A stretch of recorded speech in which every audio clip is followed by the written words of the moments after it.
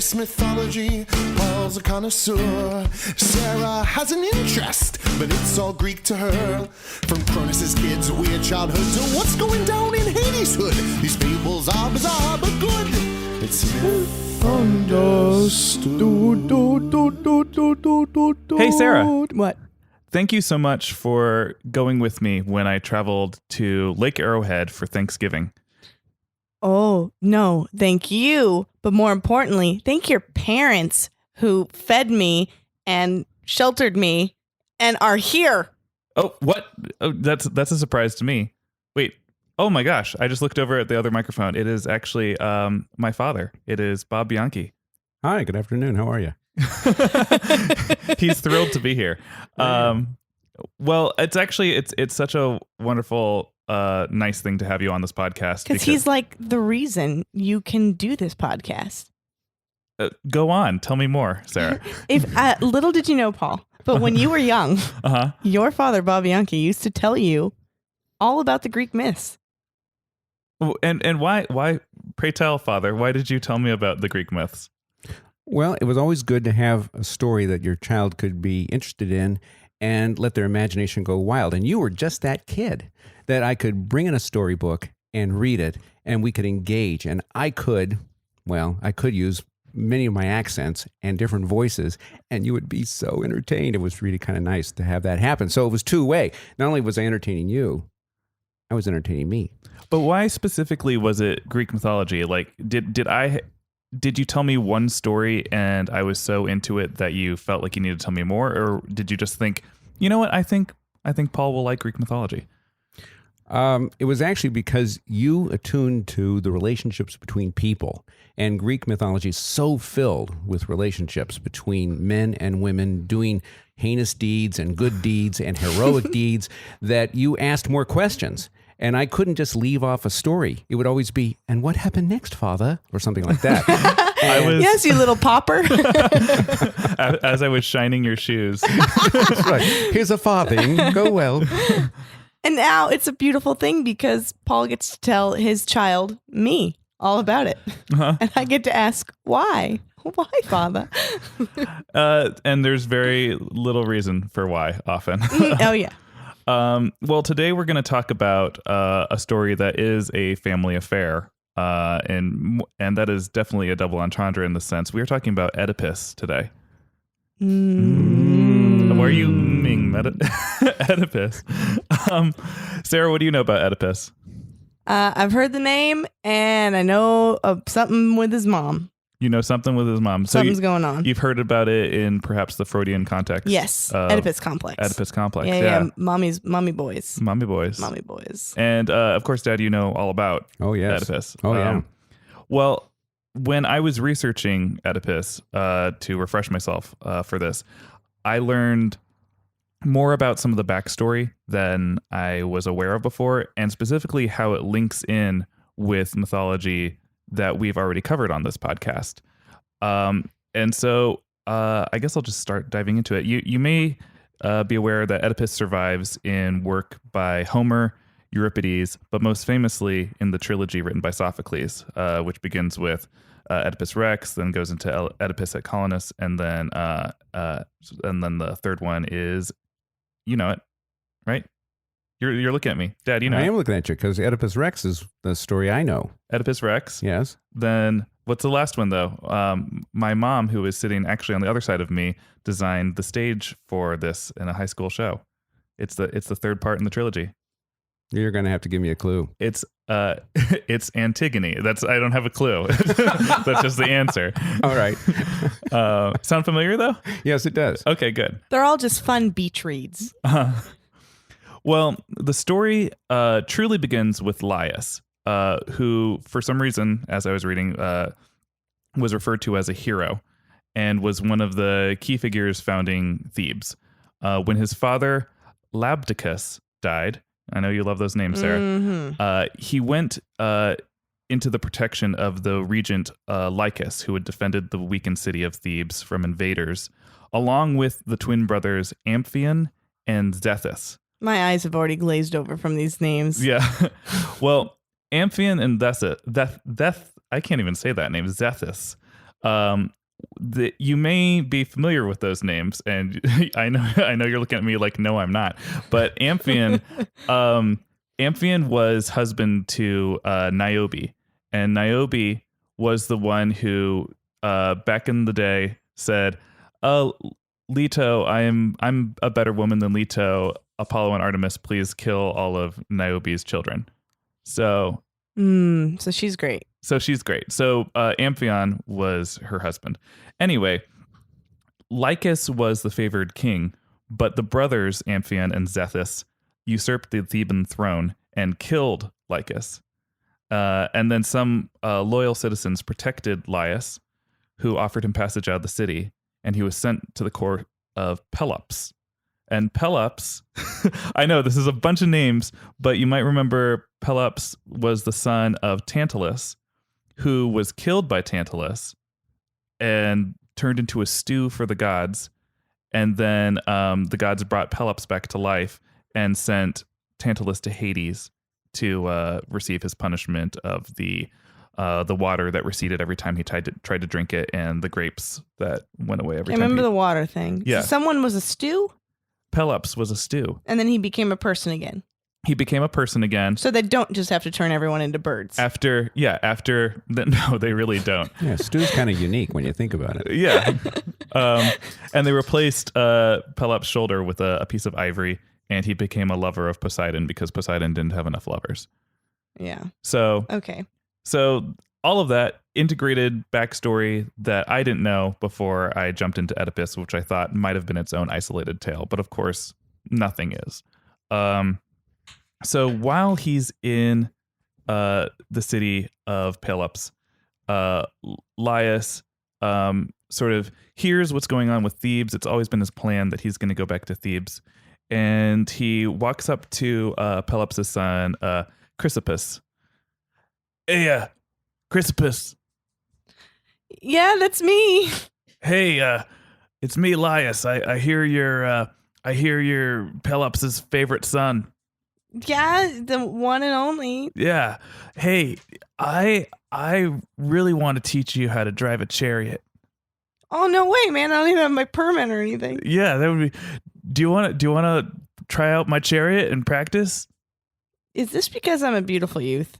You are such a beautiful youth. Come here. Oh, no. Come here. Oh. I'll teach you how to drive it. Oh, the creepy guys are always trying to get me in their chariots. So, Laius abducts Pelops' son Chrysippus Oh, boy.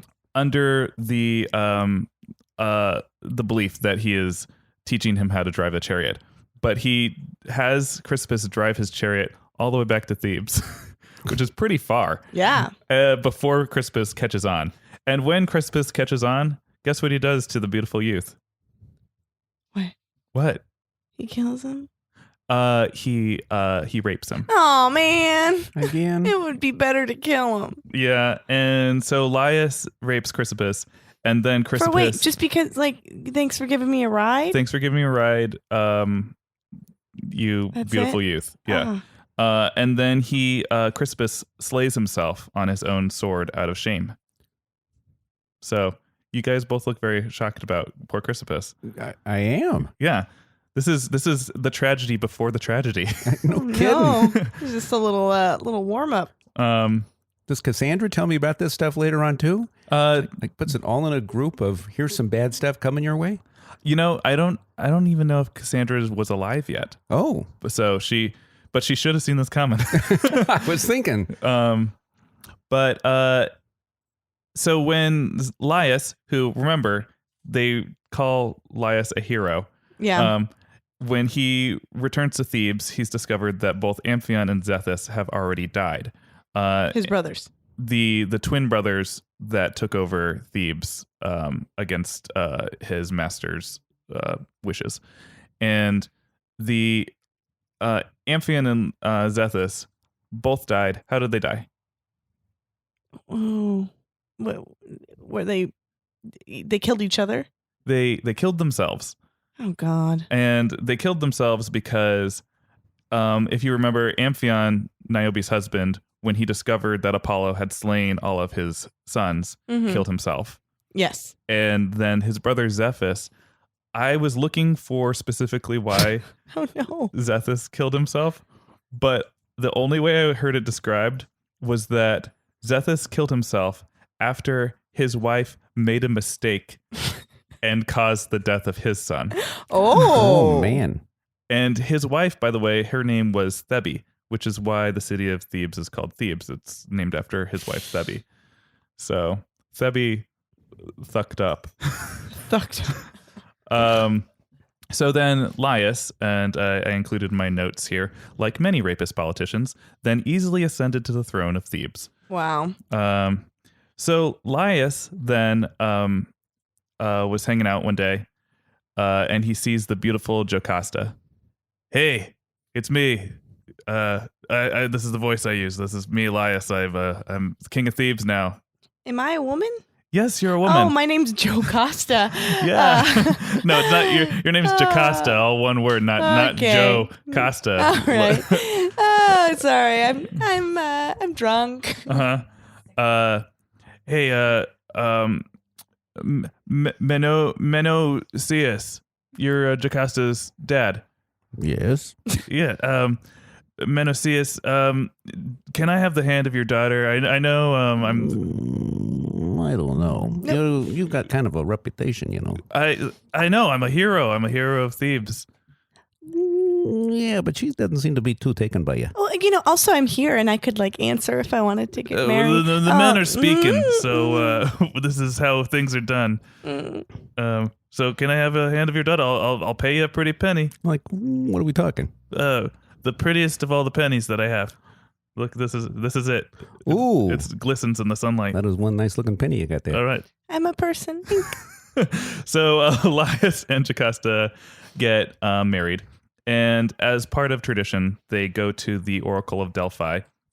And the Oracle of Delphi tells them, if you ever have a son, the son will kill you, Laius, and marry his mother. And so the Laius is terrified to hear this news. He doesn't want to ever have children. Don't look at me. I'm not into weird stuff. But nevertheless, after drinking too much one night, as Laius does, he impregnates his wife with a son.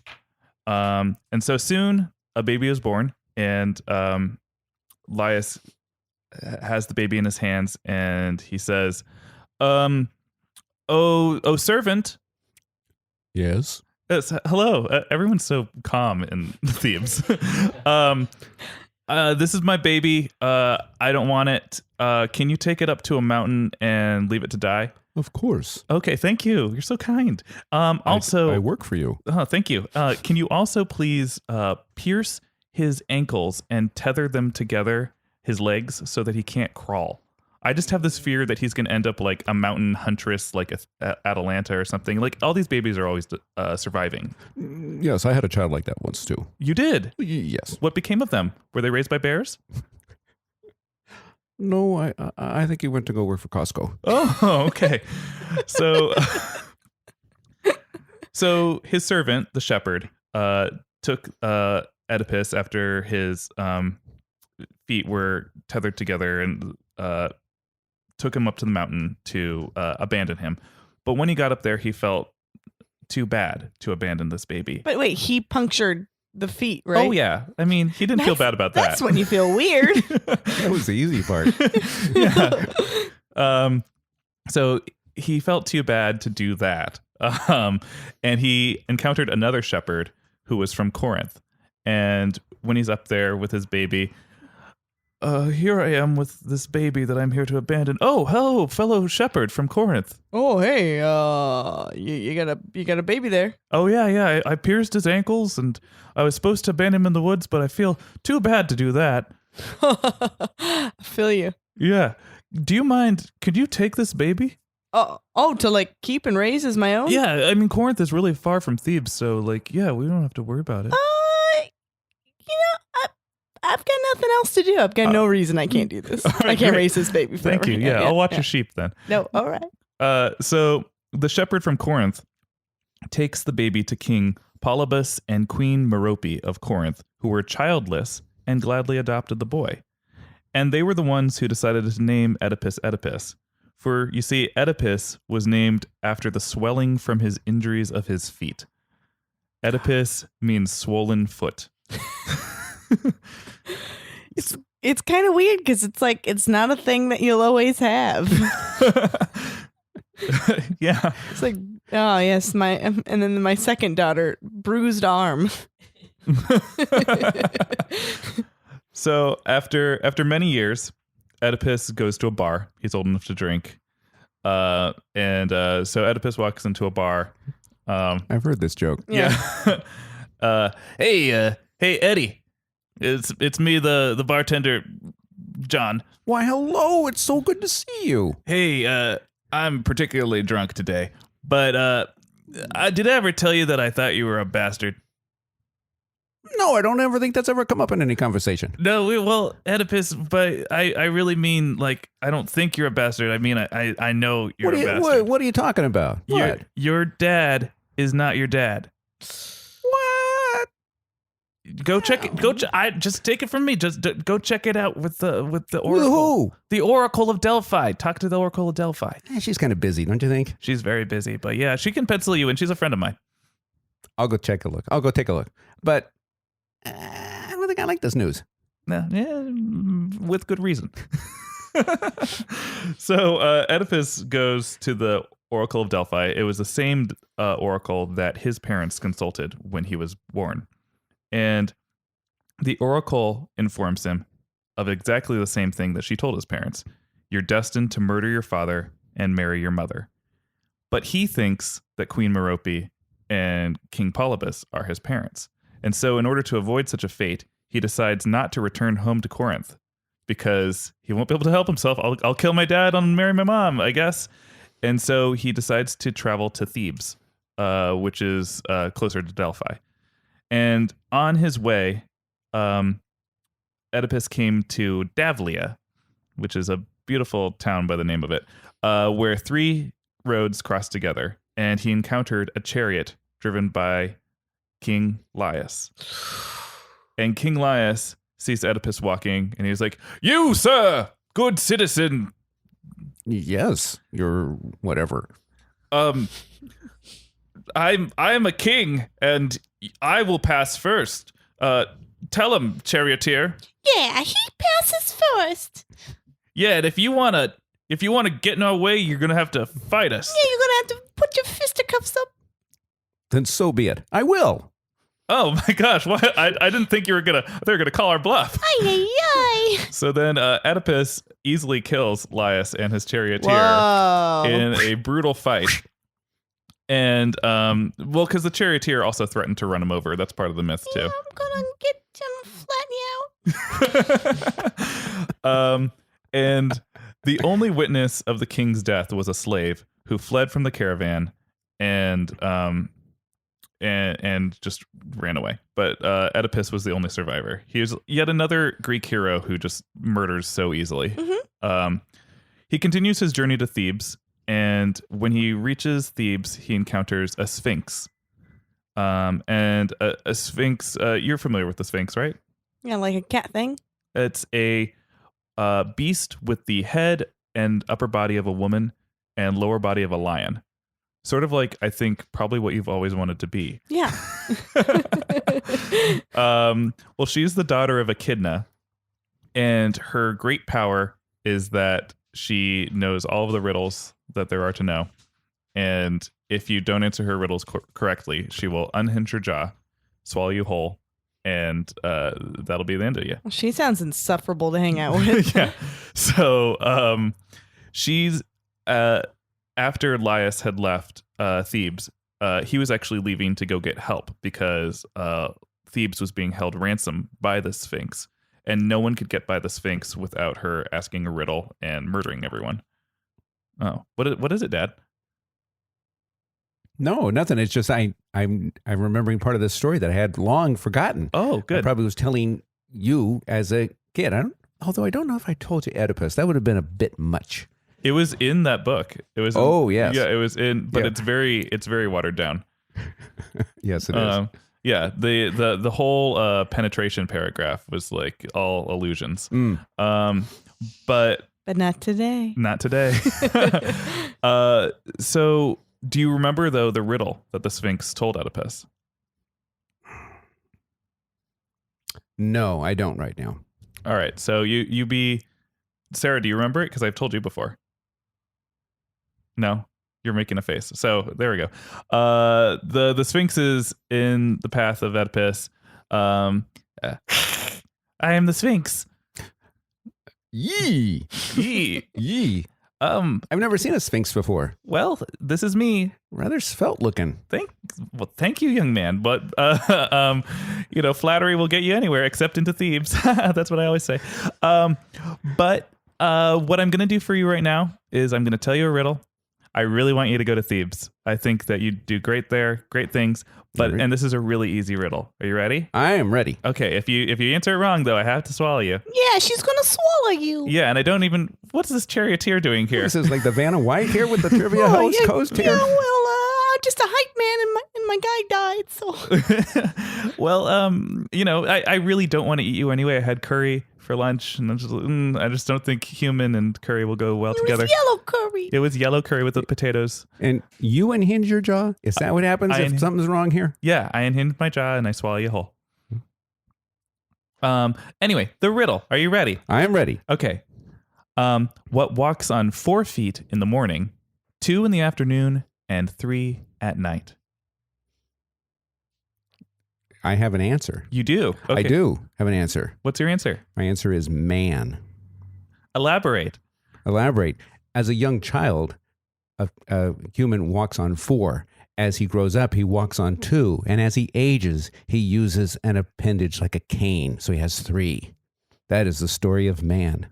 Well, that's exactly right. So I'm going to do what any other Sphinx would do in this instant and wail and screech and then throw myself off of this rock and kill myself. Just as I was hoping. So the Sphinx does that. And he arrives in town. Everyone celebrates that a person has arrived in Thebes, which means that someone got through the gates and killed the Sphinx. Creon, Jocasta's brother, remember that's Jocasta, all one word, not Joe Costa. Joe Costa. He had announced that any man who could rid the city of the Sphinx would be made king of Thebes and be given the hand of the recently widowed Queen Jocasta. So the marriage of Oedipus to Jocasta fulfilled the rest of the prophecy. Oedipus and Jocasta were married, and they had 4 children with each other, 4 incest babies. They had Eteocles, Polynices, and 2 daughters, Antigone and Ismene. Then, so many years after the marriage of Oedipus and Jocasta, a plague of infertility struck the city of Thebes. The city of Thebes. The city of Thebes, which affected crops, livestock, and the people. And Oedipus asserted that he would put an end to the pestilence. So he sent his uncle Creon to the Oracle of Delphi seeking guidance.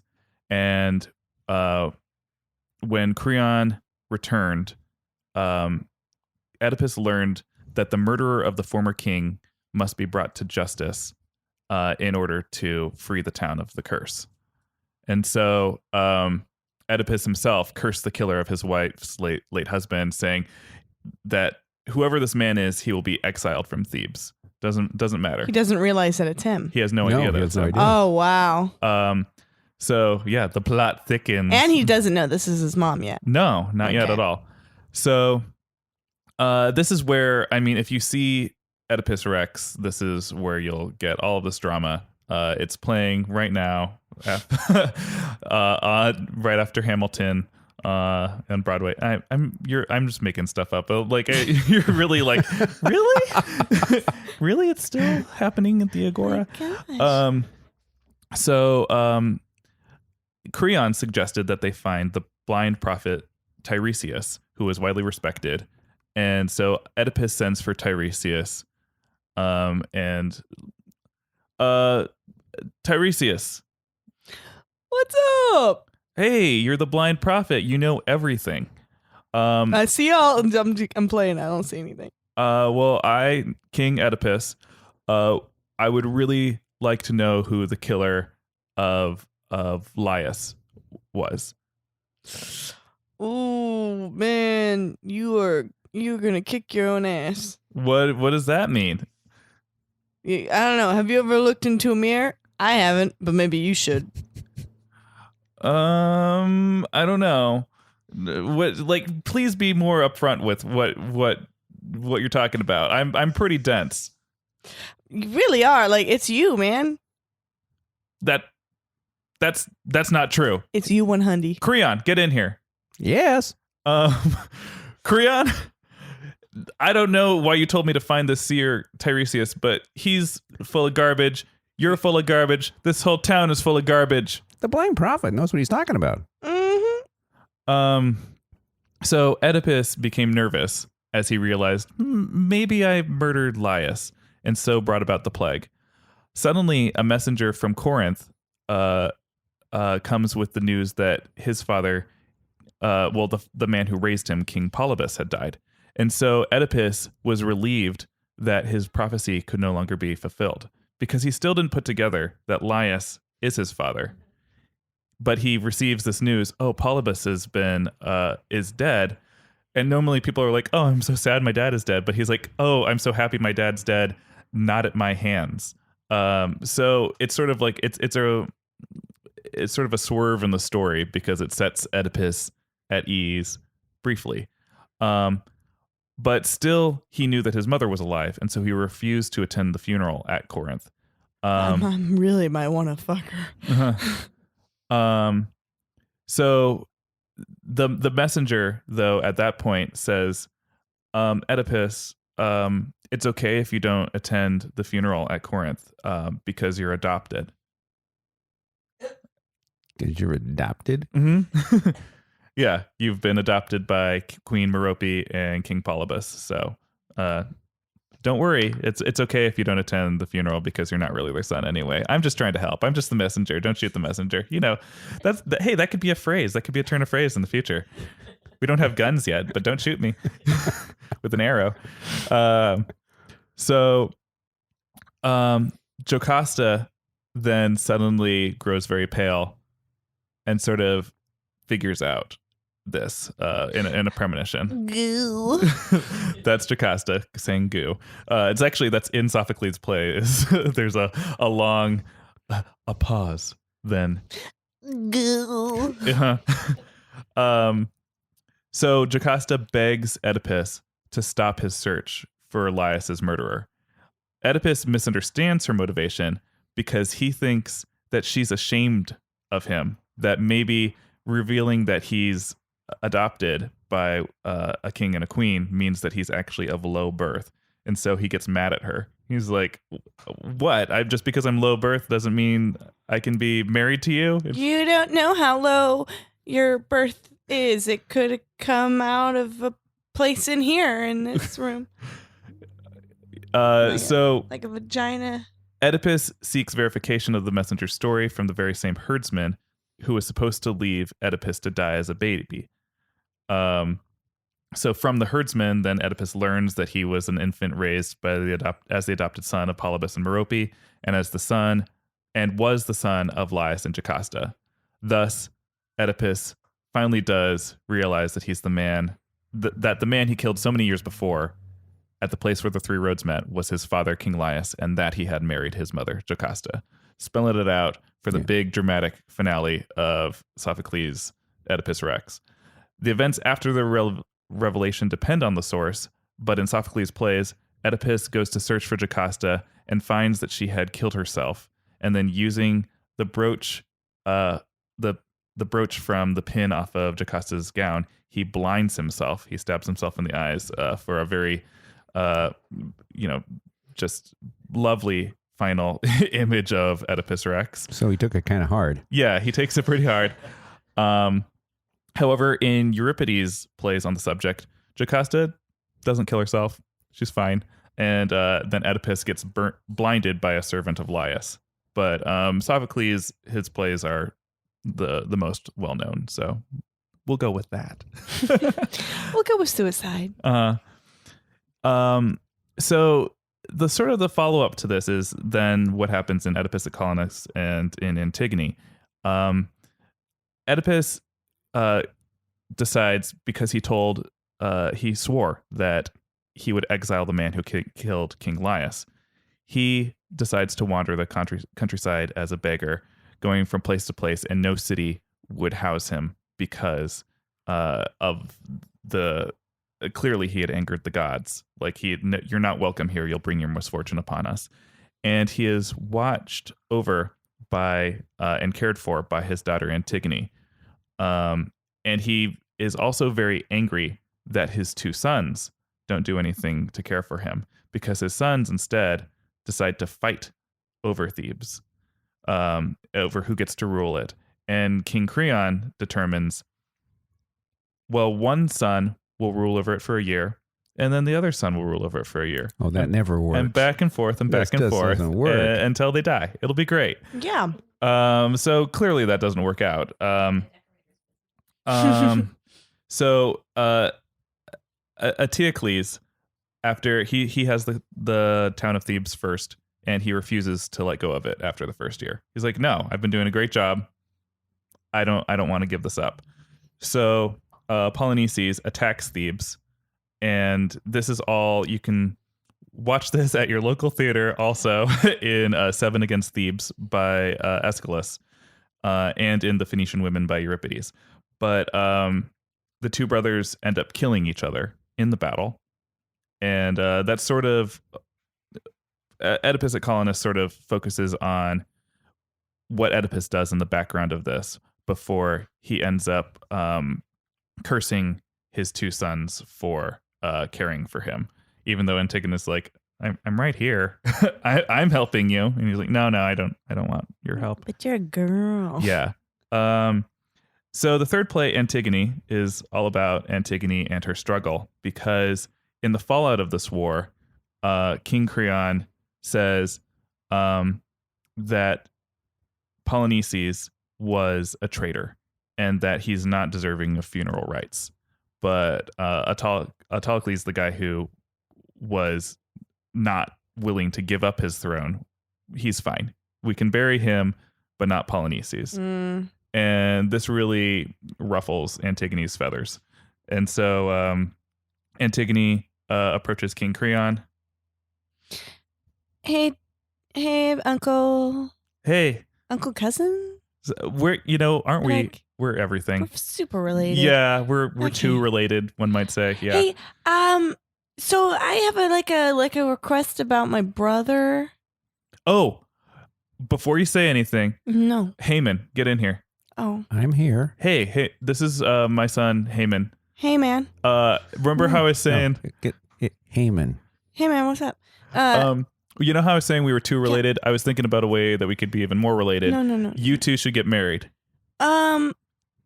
Just like genetically, it's a lot. Uh-huh. I feel like maybe we want to kind of dilute. blood- You're funny. You're funny. It's easier to share things this way. Mhm. Oh, like the DNA. Anyway, what were you going to say before I just arranged a marriage you don't care about? Yeah, I was gonna say, like, my brother Uh-huh. should be buried. Oh, you mean Autolycus? Yeah, I already buried him. That's No, great. the other one who's was also a king. Oh, he's dead to me, both literally and figuratively. He's he doesn't get funeral rites. He just gets to lie on the battlefield where he died. I mean, that doesn't make sense because you had like a really stupid back and forth. It was like really dumb, like a year, and then you're not the king, and then That was really- my law, Antigone. Don't you press me on this, because I will do crazy things. Oh my god! I will do crazy things. Oh, can I just bury him? And give me a shovel? No, but have you seen this play? That's exactly what you do. No. So Antigone goes against the words of her uncle Creon and buries her brother. And Creon is so angry about this that he decides to entomb Antigone and let her be suffocated by the tomb that she's buried in. And so he does that, And when his wife, whose name is either Henioke or Eurydice, which you remember from Orpheus and Eurydice, it's not the same Eurydice as Orpheus and Eurydice. You don't see a lot of repeat names. Yeah, there are actually way too many repeat names. But she advises him, hey, don't do that to Antigone. Like don't punish her too harshly. She's still your niece. You don't need to do that. And so Creon says, okay, I'll go let her out. And so he opens the tomb he opens the tomb to reveal that she's hung herself rather than let herself starve to death or suffocate or whatever was going to happen to her. And then Haman walks in. Hey, Haman. Hey, it's me again. Hey, sorry, your cousin fiance is dead. Is that her? Yeah. Hey, man. I can't tell from this distance. Well, get closer. I'll squint. And then, yeah. All right. Oh, it is her. It is her. Yeah. I gave Hangman her that, and the I gave her that hangman. brooch. So then Haman threatens to kill Creon, but realizes he can't kill his own father, and I'll use the brooch on him. then kills himself. Oh, shoot. Ow. Oh, yeah. Dropping like flies in Yeah. this one. This And infection's then- going to be mad. Henioke / Eurydice finds out that her son died, and she also kills herself. What movie is this like? It's like Antigone. It's like Antigone. What is this story like? I No, don't know. no, One of the original stories. Oh, man. Everybody dies. Yeah. I am going to end this though with two lovely quotes from Antigone, though, because I think that even though this is such a monster of a Greek tragedy, Antigone is a play that I think continues to be done to this day, a lot by high schools and community theaters, but it features such a strong central female character who is very devout in what she wants to do and concerned with the justice for her brother, that she has a lot of strength. And so there's two favorite quotes. She says, all men make mistakes, but a good man yields when he knows his course is wrong and repairs the evil.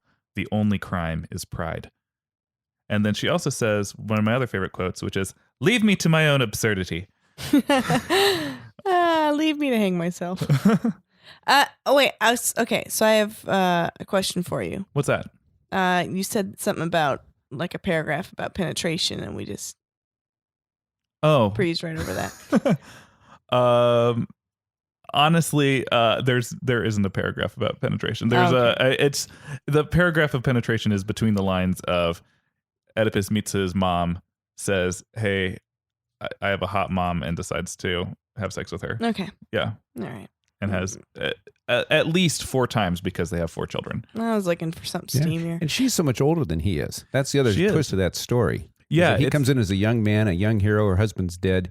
And in comes this great, handsome gladiator, if you will, because he slew Mhm. somebody, and as far as they know, and then people could come back to Thebes. I right? mean, to be fair, if in that time when people were married off at like 15, she's probably like my age, when her son comes back around. And I know I've been looking for a cute 15-year-old to shack up with, so I get it. It holds up. We'll hold on to that soundbite of you, Sarah. Also, where are the gods? Where Why the- did they turn her into a bird and free her? It's all they do. I don't know. Where are they this entire time that everyone is just like, I think because this play was popularized by Sophocles, who wrote his work considerably later than some of the earlier writers. Sophocles talks of the gods, but doesn't directly include intervention by the gods in his work. okay.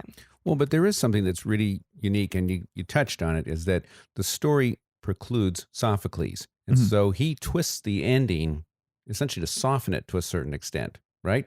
And it was much more harsh. How was it softened? Well, because in the play you said that someone else comes in and gouges out Oedipus's eyes as opposed to Oedipus gouging out his own eyes, right? Yeah. Yeah. So there were essentially a version beforehand, Mhm. before Sophocles came in and morphed it somehow to make it more acceptable to his audience or something different. However, in an earlier version, even Oedipus just continues to rule Thebes. and he's fine. Oh. He's like, oh, this tragedy befell me. Oh, well. So Oh, well.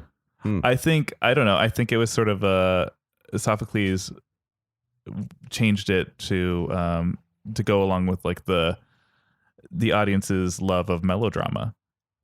God, they were in a dark place back then. They really were. I mean, Or maybe it's because they had so much figured out. You know, they had democracy and a bunch of wine, and they were like, "We're having a great time. Like, let's bring it down."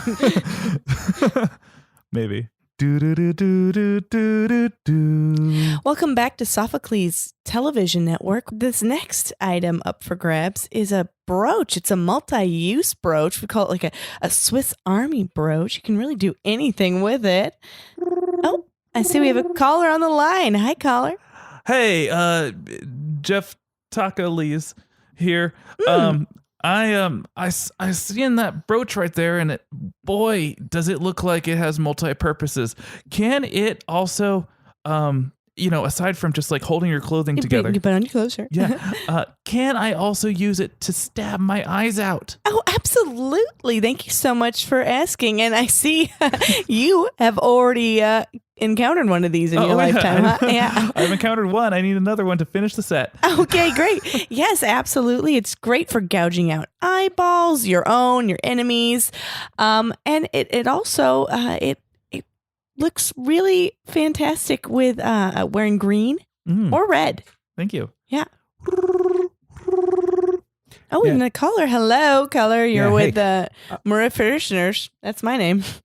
I love that name. You know, I was really looking for something that we could get personalized. We're looking for some gifts for the office, and I wonder if I could get those brooches because they are multi-use. On a great day, it'd be great if it said, "Hi, I'm Luke," or "Hi, I'm Efferon," or some other names on this order that we have in the office. But then, if on a bad day when things are kind of downturned, we could just turn to our employees and say, "Okay, use your brooch." Yeah, use it to open your wrists. Absolutely. Yes, we can personalize it with name tags, and yes, it does. It cuts deep. It'll hit an artery. Oh, I'm so happy. Okay, I'll talk to the person so I can get my numbers in there. Oh, absolutely.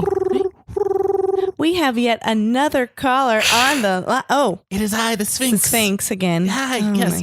I would like to order from you, but first you must answer my riddles. I can't answer a riddle and get swallowed whole on air. You keep calling, you dirty little Sphinx. But also I have to say, I want to return that rock that you gave me. It wasn't quite tall enough for me to kill myself off of. I'm sorry, there are no refunds. Read the bottom I just print. broke my back legs. Okay, what's the riddle you got for me, Sphinxy? All right.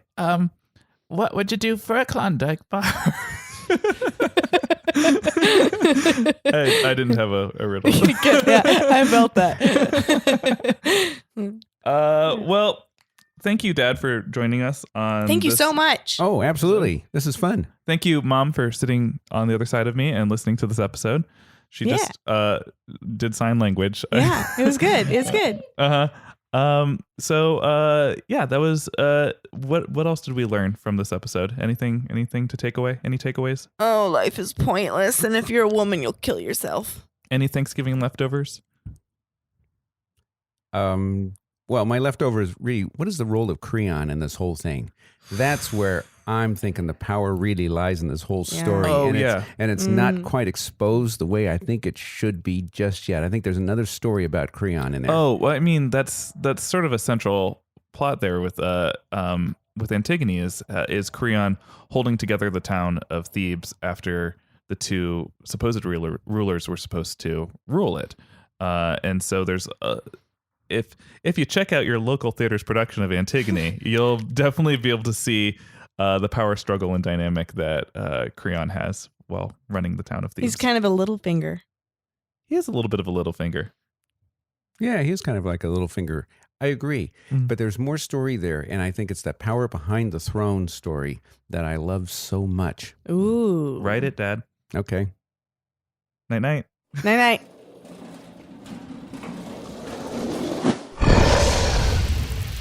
It's Dragon Wagon.